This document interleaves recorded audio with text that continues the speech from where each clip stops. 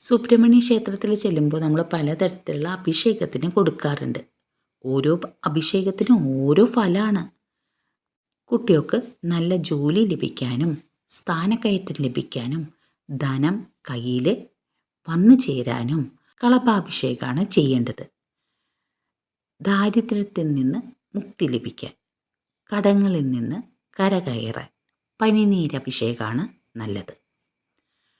ആയുസ്സും ആരോഗ്യവും ഉണ്ടാവാൻ പാലഭിഷേകം ചെയ്യണം. ദീർഘായുസ്സാണ് ഇതിൻ്റെ ഫലം.